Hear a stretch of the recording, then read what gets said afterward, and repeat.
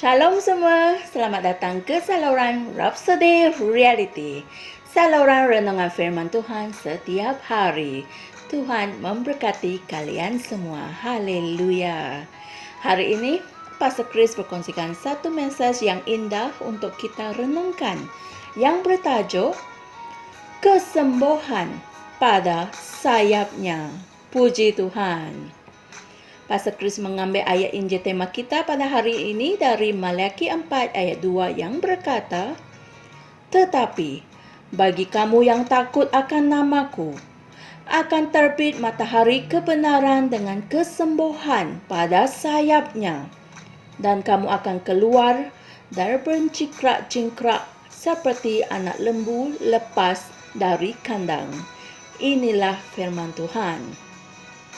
Dalam kitab suci, ada beberapa kejadian di mana orang menyentuh hujung jubah Yesus dan menerima kesembahan dengan serta-merta. Haleluya.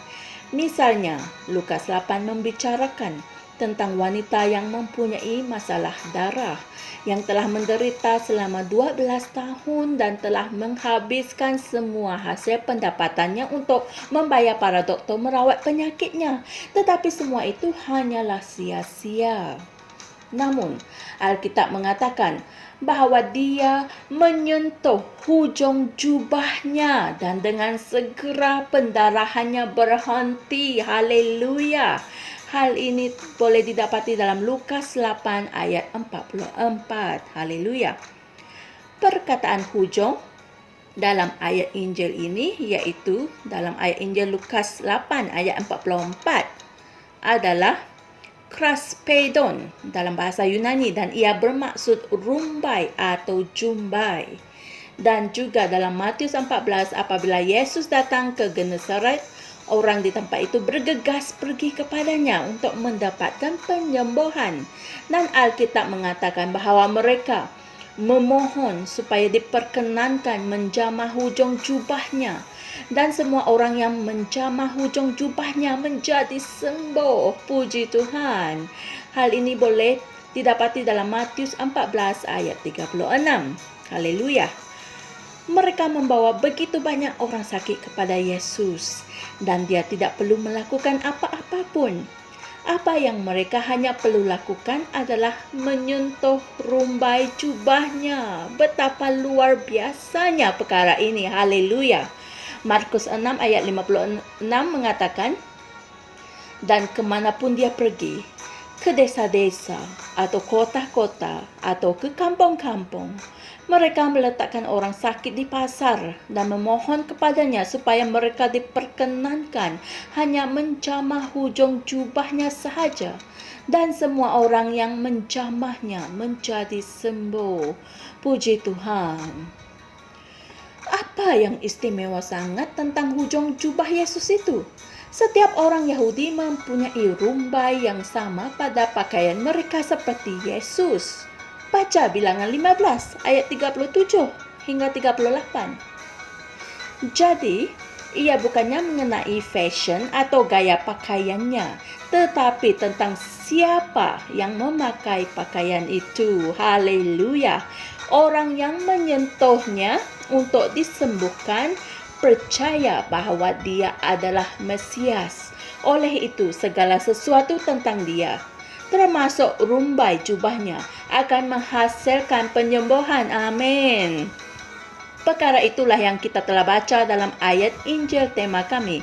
Ia mengatakan, terbit matahari kebenaran dengan kesembuhan pada sayapnya. Haleluya. Perkataan sayap adalah kanap dalam bahasa Ibrani, dan ia merujuk kepada hujung atau rumbai. Yesus memiliki penyembuhan di rumbainya dan mereka mengetahuinya. Maha mulia Tuhan. Kuasa itu masih ada pada hari ini di dalam namanya. Amin. Saya ulang sekali lagi. Kuasa itu masih ada pada hari ini di dalam namanya, nama Yesus. Jadi, jika kamu merasa sakit di tubuhmu hari ini, atau kamu mengenali seseorang yang sakit, gunakanlah nama Yesus untuk melawan kesakitan, penyakit atau kelemahan itu. Penyembuhan sudah terjamin. Haleluya. Saudara-saudari semua, mari kita sama-sama berdoa. Ya Bapa yang syurgawi, terima kasih atas kasih-Mu yang tidak terhingga.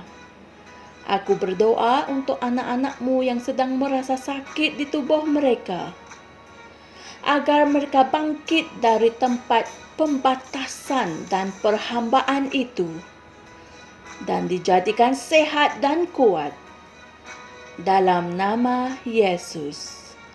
Amin. Haleluya. Untuk mempelajari ajaran kita pada hari ini dengan lebih lanjut, renungkan juga ayat-ayat Injil berikut, yaitu Yohanes 10 ayat 10, Kisah Para Rasul 3 ayat 16, dan Lukas 8 ayat 43 hingga 48. Haleluya. Saya percaya saudara dan saudari semua pasti diberkati dengan ajaran firman Tuhan dari Pastor Chris hari ini. Sedarilah bahawa kuasa penyembuhan itu ada di dalam nama Yesus. Apa sahaja penyembuhan yang kamu inginkan untuk dirimu hari ini atau untuk orang yang kamu sayangi dan kenali, gunakanlah nama Yesus. Puji Tuhan. Jumpa lagi esok. Dan Tuhan berkati. Shalom. Kami percaya saudara-saudari semua telah diberkati dengan perkongsian firman dari Rhapsody Reality.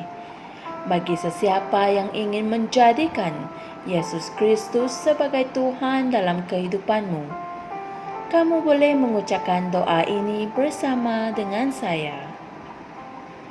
Ya Tuhan Allah, aku mempercayai Yesus Kristus, Anak Allah yang hidup dengan sepenuh hatiku. Aku percaya Dia telah mati untukku, dan Allah telah membangkitkan Dia dari kematian. Aku percaya Dia hidup hari ini.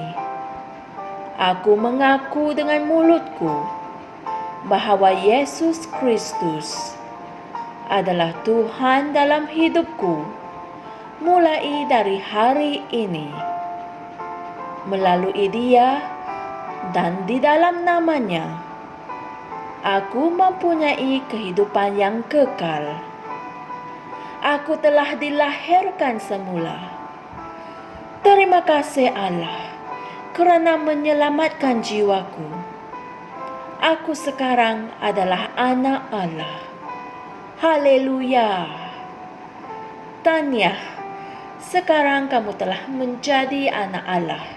Untuk apa-apa sebarang pertanyaan atau untuk mendapatkan lebih banyak maklumat mengenai bagaimana untuk bertumbuh sebagai seorang Kristian, anda semua boleh hantar mesej di akaun Facebook kami atau email kami di tni.msia@gmail.com. Sekali lagi, tni.msia@gmail.com. Tuhan berkati Anda semua.